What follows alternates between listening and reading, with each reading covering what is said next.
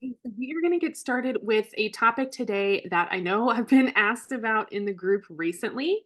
I wanted to make sure that you were getting some information on time management because when I asked what was it about your business if you could get better at or have more information on that you just feel better overall about your business, and the answer was overwhelmingly time management when I asked. So we're going to be talking about that today. Just double check I can see everybody. Perfect. Okay. I am able to see comments. So if you're here live, throw up your hashtag live. Tell me you're here. Tell me like one, two, or three, feeling really good about time management and time management, or three, you're not really doing much with it. Let me know in the comments, or you can throw up your hashtag replay with one of the numbers too. One, you got it down. Two, you're at. Three, non-existent time management. And then I'll kind of get a feel for where everyone is. Okay, so if we've never met before, I am Melissa Fryer. I am the main mentor, the owner of Build a Better Bakery, which is the group, the team, the business that runs the Bakery Business School group here on Facebook. We also have a website, we have courses, we have workshops, we have lots of ways that we connect with bakers to help them out. And what I like to do is help people take control of their baking business. So if you're feeling like you really aren't in control, you don't know what's happening, you wish you had a better, hands-on approach to what you're doing, and you want to hold on to some of that joy, not getting burnt out, not being overwhelmed, overthinking, all of that stuff that can kind of muddy the waters of a baking business. We want to help you kind of rein that in, but also get a sustainable income under you so that you can continue to work. And as a professional baker myself, for close to almost 20 years now, which is hard to believe, but close to 20 years, I'm here for you. And that's why we're talking right now. So I just want to make sure you feel supported. So here at Build a Better Bakery, the theme for April is taking control of your time management, like I mentioned in the beginning. Today's topic is all about reflecting on what you're currently doing with time management and cluing you into three aspects that likely have your current methods failing you or making you feel like you're failing in one way or another. I have been mentoring bakers professionally since 2018, so it's been a while, and I can tell you that every baker feels like they have trouble with time management, and there's going to be some kind of room for growth, right? No one's going to have this down pat 100% all the time, namely because we're in constant change as humans. There's always things happening around us that are affecting our time, and looking at what we're doing to find room for adjustment is natural. So I think it's great that you're here, that you're listening to this, and we're going to look at what you're doing, ask 3 questions to give you some clues on where you're at to get you some more TLC with your time management today. Okay, so if you want to stay in the know about these live sessions, you can check the events in the Bakery Business School group. I usually post them at the beginning of the month, and you'll see what we're doing all month. You can send me, which is Melissa Fryer, a friend request on Facebook. I will accept it. I have a public account, so I'll accept it, and then you'll get invited to the events as I make them. Because our group is so large, that's really the only way I can do it. I can't invite everyone automatically, unfortunately. So that's a way to get an automatic invite. You can hang out on our email list where you'll get replay links. I think I'm going to start actually also at the beginning of the month sending the links out for the upcoming events as well. I've been getting asked about that, so I might do that as well. So being on the email list is going to be really important. You can also subscribe to our YouTube channel, which is another place where you can get replays on demand in kind of a catalog situation for these free sessions that happen in the Bakery Business School group. You'll see those over there too. So YouTube's a good place to be. I do go live every Thursday at 9 a.m. Mountain Time, right here in this group when I am home and available. Sometimes I'm off, sometimes I'm on vacation, so it's not going to be every single Thursday, but it is most Thursdays. I just want to make sure you're getting some new, fresh content to keep you engaged and make sure that you are feeling like we're talking about relevant things on a weekly basis, which is why we're doing this today. Oh, hi, Melanie. Good to see you. Number 3, not much going on with the time management. Yes. Hi, Tati. Good to see you. Hey, Deb Sue, Northwest Arkansas. Great. Hey, Ange, good to see you. Hope you're doing well today. Okay, so if you guys have any questions about time management, we are going to be talking about more aspects of it in the next 2 weeks that we're going to be doing the sessions, but you can still pop them in today. We can discuss while I'm here. All right, so we're going to hop right in. Again, we're talking about 3 clues to why your time management may be failing you. This is not meant to hurt anyone's feelings or anything like that. This is kind of like a digging into asking yourself, reflecting on what it is you're doing at the moment. So clue number one to look for is, what are the instructions? Just straight up. What are the instructions? When we think about someone with good time management, we often think about someone who's always on time, who's always planning ahead, who never misses out on anything, etc. Right? I will say that I don't know if I've ever met someone with perfect time management because of life, like things happen. But I do have a few friends who are really good at it. And what I've noticed about people with reliable time management is they have real instructions. I mean, they could tell you right now, these are the instructions that I use to create my time schedules. So it's really just kind of like a set of rules or rhythms that you're actually sticking to. So not just saying you're going to do it, but you're actually doing it. And saying no is really regular for them. So, I don't think that they're rude or mean for saying no, but when I've asked them to do certain things or whatever, they have a really good like system of asking themselves questions or instructions before they commit to anything. And some rules for bakers, might sound like, I never say yes before thinking for 30 minutes. So I have a friend who won't respond to me when I ask about meeting up or anything because she's just thinking about it for a little bit. No problem, right? But that's her rule. Or I don't take any orders less than 1 week out. Mine's really closer to like 2 weeks or maybe longer, just because I've got a lot that I want to do with my life and I've kind of like smushed it all in there. So it's more of a planning thing for me, but having a hard rule of like, look, I just don't do last minute stuff. It stresses me out. I don't like it. You might want to, it might not be that big of a deal for you, but some people that might kind of throw a wrench into what they're doing. Or something like, I always take off Sunday and Monday. Those are really common days that bakers take off. A lot of storefronts are even closed on Mondays now. Sunday, Monday is pretty common. But if you're not sticking to it, then you're never getting the time off and you're kind of going against your own instructions. So not only do they have these rules that are pretty consistent, they're sticking to, but they could write them down and give it to me as like a direction sheet. So they've thought it out, they've made the solid choices, and they're actually doing it. So the clue here is to simply notice and check on yourself to see, do I have instructions that I could write out? Like, could I sit down and just write out a couple, things that you're always following that deal with time management? So what is like a good little project that you could do today if you want to use a little bit of, your professional development time to work on this, is to just jot some down, some instructions. Even if you don't have everything, jot a few down that you feel like you're following or that you want to begin following. And you can even post in the group and we can talk about it, add our own. Whatever you want to do, you can put a hashtag time management so it's easier for us to find it. Use the group today if you want to discuss some of these rules or instructions, if you think that would be helpful. All right, clue number 2 is, are your current time management strategies actually being used? This is one not meant to hurt anybody, but it's pretty common. Whenever I'm talking to bakers, I usually, if they say time management's a problem, I usually ask them first, what are you currently doing? Some people will say, hey, I just bought this new planner, it's supposed to help with time management. Or they'll say something like, oh, I usually use like block scheduling as a strategy. That's all great, perfectly good. But when I ask them to see the planner or to like give me an example of their daily block schedule, they're not really doing it. It's not used fully. They haven't even really written in the calendar yet, that kind of thing. Or they're just kind of, they have it, but they haven't really done anything with it yet.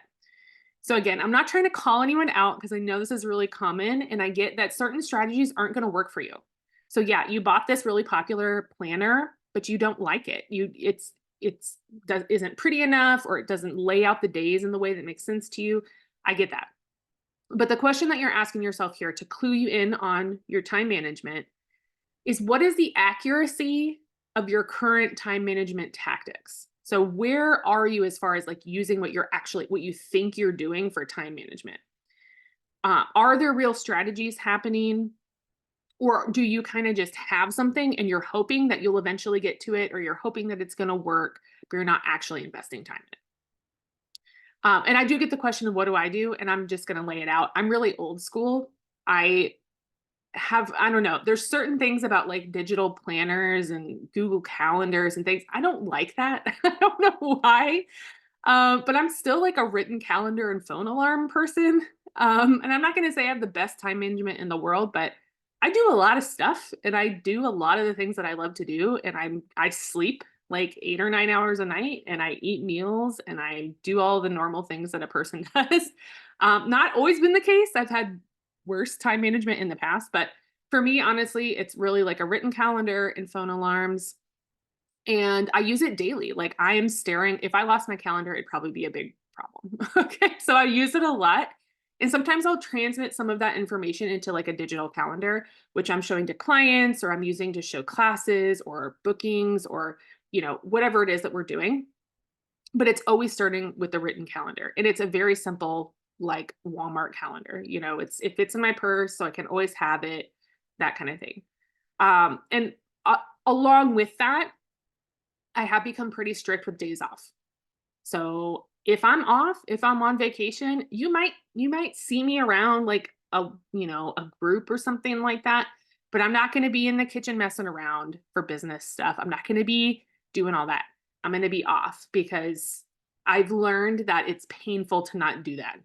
So for me, that's kind of where I'm at. Okay. Melanie says much prefer the paper calendar. Yeah, I have to write it down and cross it off. Like write it down, cross it off. That's kind of my thing. So yeah, I agree with you. Okay. Now moving on to number 3, clue 3. And this one, again, this might make you feel kind of sad because I want you to really truly think. The clue is, are you being fair? Okay, to yourself. It's really a chance for you to look at how are you treating yourself when it comes to time management. For those of us who have other jobs, ailing parents, kids, pets, volunteering, you're the head of the household. There's lots of stuff going on, and we have lots of other things that are keeping us busy and they're putting us off of our time management game. Things that you can't control, situations that just kind of pop up. You weren't, even considering that as being something you had to do for the day, that kind of thing. What I often see when I'm talking to bakers who are really upset because they feel like they have bad time management skills, these are people with like multiple jobs, multiple kids. They have lots of responsibilities outside of baking, and they're feeling sad and they're feeling, they're blaming themselves because they feel like they have bad time management and they can't get done what they want to get done. But when I ask them specifically, what's your schedule like? How much time, I literally say, how much time in a week or how much time in a day do you really have to devote to this right now? Get out your calendar, get out your schedule and tell me like how many actual hours are you not doing something else already? And it's pretty simple to see that they just don't have the time at the moment. They're trying to fit it into a schedule that doesn't actually have any time in it. And they're beating themselves up because they think it's a time management thing. But from my perspective, it's really not time management. It's just that there's no time to manage. So of course you're going to feel like you're failing because there isn't enough. You can't even manage what there is, left over after everything else. And that's pretty common. A lot of bakers are multi-passionate. We've got other things going on. So if you want to bake, you might be a person that needs to actually make the time by moving other things that are happening outside of your baking routines. So you might need to find a good time management strategy that works for you. So if you don't have one of those right now, we're going to cover some options in a follow-up session this month. So make sure you're going in, marking yourself as going, so you can hear some examples of what a lot of bakers that I have seen use. And you're going to create open time in your calendar while also hopefully continuing to be able to eat and sleep and live a normal life. Because I'm never going to I want you to be successful. I want you to make income. I want you to be happy. I want you to impact your community. I want you to get out there and get in front of people and sell your stuff. Of course, like that's why I'm here. That's what I do. That's what I want you to do. But I don't want you to come in saying, hey, I've only been sleeping 4 hours a night and I'm sick now. Or, hey, I've been like not eating very well and I feel sick. And that happens a lot to bakers. It's just, we tend to not take care of our bodies for some reason because we're doing so many other things. So sometimes I guess that might be necessary if you're really trying to hit a certain goal, but it's not good long-term and I don't want that for you. So if you're a busy person like me and like a lot of people that I talk to, It's likely not time management per se. So I want you to kind of step back and realize it might not be that. What's creating a lot of the stress behind it. And it might be more that you need to make some choices in what you're currently doing to create more time in the first place. So in this case, you may need to cut some things you normally had or did. Is it going to be maybe a little painful? Is it going to be a little hard to decide? Sure. It might not be easy to say, oh, 1, 2, 3, those are gone, that kind of thing. But I think you can make a list and jot some down today and kind of think about where could I move stuff or delete stuff to get some time. You may even need to enlist some people or a group or a family member or someone else to alleviate some of that time stress as well. And that might be outsourcing, right? Like, I'll give you some examples.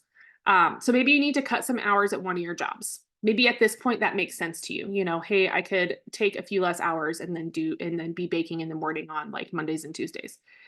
Figuring out a way to how can I get some time back from a job if you have it?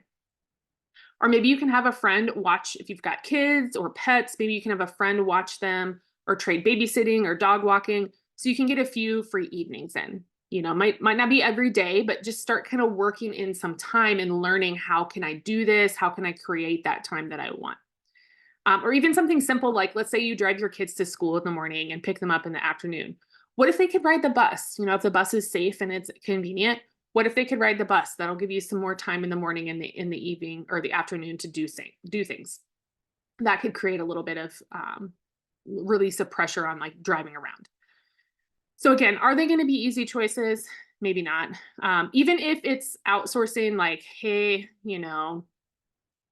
hiring people to do things, like someone's cutting my grass now, or someone's doing my garden, or whatever it is, so that you're not, if it's something you don't love to do and you would prefer to have that time back, consider outsourcing if you can. So are they going to be easy? No, but I want you to think about it, write down some ideas, and finding the time before you have to find the time before you can ever time manage it. So that could be why you're feeling like, oh, I'm not very good at this. Well, it could just be that you haven't actually created the time to manage it all for the baking part of your life. And then that will hopefully help you do some more of the things that you want to do while also holding down the jobs that you already have. So that's an idea for that. Okay. Cool. No questions yet. So I'm going to give you a quick recap, and then I'm going to fill you in with some news for April. So if you have any questions about time management you want to ask today, go ahead and pop them in the comments. Okay, for the recap, cluing yourself into what might be failing you with your current time management efforts is the first step. That's why we're starting with it the first week of April, because you're going to find a routine that's going to work for you. But first we need to figure out what's kind of happening now or not happening now. And where am I sitting with those things? So could you write out a clear instruction sheet for your current time management efforts? Could you? So just I want you to practice this. So just jot down some notes on this today in your notebook or whatever you have around on your phone. You can share them in the group too if we want to create kind of a list, #time management. Let us know, what are you doing right now, instruction wise? That's going to help inspire people to create their own instructions and inspire people to create their boundaries around time management. So that's why I'm asking you to share it if you have them. 2 is, are you actively participating in a current time management strategy that is working for you? Or are you just saying that you're going to do it and not actually doing it? So I want you to visualize, where are your efforts being placed, if at all, and is it working, or do we need to try it, finally try it, or do we need to maybe pick a different strategy? And then lastly, are you being fair to yourself? Just right there. Are you being fair? Are you actually too busy? Is there even time to manage? Or you feel like you're calling it time management, but you're really just not having enough time to bake right now? Kind of think that through. Where are you sitting with that specific part of available time? So you're welcome to join me for a few more sessions, as I mentioned, in April, covering time management. I think we have 2 more coming up. You can head over to the events section in the group to mark yourself as going to get a reminder from Facebook. You can also just set your phone alarm like I do and show up here Thursday, 9 a.m. Mountain Time, same time every day, in the Bakery Business School group in the discussion area. I do make the events in the group, but that's specifically to send out the invites and to give you a place to ask questions about the event beforehand, etc. I don't go live in the events because not everyone can see it if they didn't mark themselves as going. So I just want to put it in the main one so everyone can have access to the content. So that's why it's in here. And then I'll usually throw them up in the featured section. And depending on the content, I'll also put it on YouTube. So you'll be able to see them in all those places. Okay, now news for April. You are in for a real treat this month if you're finding interest in pop-ups, markets, events, that kind of thing, because that's what our monthly workshop is all about. I was getting a lot of questions about like a porch pop-up. I did an event for cast iron recently where we were talking about porch pop-ups, and it seemed really, people were really interested in that. So I wanted to create a workshop that was affordable, but also had a ton of information and resources in it so you can actually get started without having to really, look up any more information. You can just jump right in and get going. My goal for each baker who attends is to get you feeling confident, of course, number one, set up with important prep information. So I want you to have all of those basic questions answered before you start choosing and getting involved in pop-ups or markets. And what I would like is for everyone to be generating hundreds in sales per week for the porch or local pop-up, location pop-ups, and at least about 1,000 in sales for every market event you attend. That was about where I was sitting at when I was doing markets at our last location and doing pop-ups. And I want to be able to give you all that information I was using so that you can get there too, like really quickly. We're going to be deep diving into our popular topics like how to locate and pick the best locations. I have questions about that, like which markets, where do I find them? How to prepare your menus. There's going to be some questions to ask yourself before you make a menu, which is not just what do you want to make? Tips on marketing ideas, because people ask, how do I get people to come? I want to tell you what I did. And certain timelines to getting things set up, which is important. How to plan how much to make. That's really big on events. People often, how much am I supposed to make for this? There's some questions to ask yourself, and then also the event coordinator that you need to know. Pricing considerations, there's going to be some thought that goes into that, and it might not just be the math. There might be some other considerations that you need to look at as far as what your menu holds, what type of event is it, what time of day is it, that kind of thing.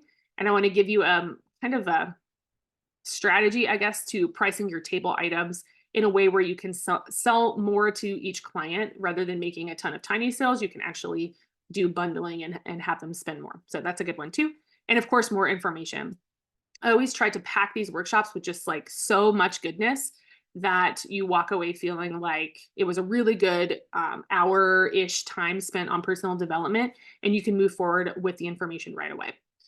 The bonuses included, I always like to put a few bonuses, are going to be checklists for what these types of sales situations are going to ask of you. So kind of prep for that, how to prep for them, what to have on hand for indoor and outdoor markets, location, and porch pop-ups. I'm going to have checklists for all of that. And I'm also going to include a special 20-minute mentorship session. You can use it at any time. So we can talk about this, once you get ready to go. If you want to talk about it with me before you actually do the event or after an event, you can sign up, and it's included. So you can just sign up whenever it feels good to sign up for you. And there also will be a Q&A session at the end where I'm going to cover some questions that have usually come in over email. And then anyone who is live at the event can ask all of their questions there too and get them all answered. Because you can absolutely make income right away with your pop-ups and events. It doesn't necessarily have to be trial and error. You can get a lot of information that you don't know right now into your pocket now so that when you move forward, there's not a lot of questions that are coming up that you haven't heard before. This workshop is absolutely valued over $100. I haven't counted it all up. It's definitely over 100, but it's listed for $20 right now on the website. And as always, I guarantee that you'll love it. I'm in the business of happy bakers, not just selling stuff. So I want to make sure that you enjoy the content. You can also bundle this workshop with our the other two sessions in quarter two. There's three months in each quarter. So there's going to be 3 workshops. We're going to cover selling in the wedding industry, which is a good way to expand your business if you're interested in that, and also hosting classes, which is something that I am doing consistently now and have been doing since 2012. It's been a long time. So I'm going to be sharing a lot of that information with you in both of those. It's going to help you expand your income as a baker, or just give you some ideas on what are some other things that you can do to bring in more income rather than just, straight up baking for small orders or custom orders or events. So it's supposed to give you some more ideas. You can head over to the website to grab a spot in the Pop-Ups and Markets workshop at this link that I'm going to show you. And you can also bundle all 3 of those Q2 workshops, and you get a little bit of a discount for that as well. Let me share that with you now, so you have that real quick. Okay, and then the rest of the news for April. Oh, I also wanted to mention something exciting, is that if you've ever wanted more support to get to your goals and make your baking business a dream that's into a reality, right? If you've been thinking, I want to do these certain things, but there's all this stuff I don't know about and all these little, nooks and crannies that I need help with, you should really consider joining our elite mentorship program, which is going to help you get the time and the resources to get at all of those little bits that you might need some assistance with, because you also get the monthly workshops included in that. So you no longer have to sign up for them. They'll just be included in your package. These are part of our elite resources on top of our weekly live meetups. So with you, it's a group coaching, but it's really one-on-one. You come to me in Zoom. We talk about what it is you want to talk about, work on whatever it is you want to work on. It's going to help you feel like you're not alone, because we'll be in there every week for you. And you'll have opportunities to expand and grow consistently, because we're always giving you options to, as part, just being a member, coming in and getting new content or getting new assets or being part of the workshops, and just lots of opportunities to get more information in your pockets. You can also enjoy 24/7 access to our large Baker's Vault. It's a ton of coach-created information and sessions that is only found in the Elite Mentorship Program. It's based off what the elites wanted us to speak about. So it's really like Baker-led sessions as far as the content. And it's definitely for people just starting out or people who are a few years in and just need to revamp some things. Lots of information in there. And we have a private group as well, where you can ask questions in a much smaller area. So if you feel nervous about asking questions in this big group, this one's a lot smaller and it's just elites. So it's a little more easy to kind of talk about issues or to discuss certain things in there if you're a little shy. And there are also other VIP benefits, special prices on private coaching, things like that. So it's good to be a part of it if you do want that kind of coach support. You can check out membership options. I'll give you the link. It's at the buildabetterbakerynow.com/elite mentorship program. The introductory tier is sitting at $49 a month. So if the workshop is $20 and you get like weekly coaching and you get the vault and you get the group and you get the discounts and all of this other stuff happening, it's really, I think, a good investment for a baker who's needing some support or wanting some support or just wants to feel like I'm there if they need me kind of thing. I think it's a good way to get that in. And we always do a 7-day money back guarantee just to make sure you love it too. Because again, we want to make sure that you're happy about your purchases and that you are wanting to take part in what you've signed up for. Okay. Let me post that for you too here, just so you have it. Okay, that's the link if you want to check it out. There's other tiers as well that include more. That's the introductory tier that some people like to start with just to get a feel for everything. Okay, let me see if there's any questions. Yay! Yeah, Melanie's got an event coming up April 20th to 21st. April 21st is my birthday, so I think you're going to do well. I'm really excited to talk to her because I think she's just going to smash this event. It's going to be awesome. Tidy wants to start classes. Okay, so yeah, if you go to that workshop link, you'll see the hosting classes option.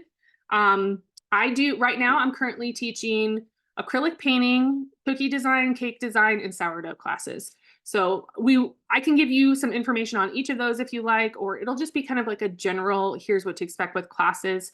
I've also taught online, and I do workshops online, but I've taught baking topics online as well. So we're going to cover in-person and online classes. So you'll have all of that information.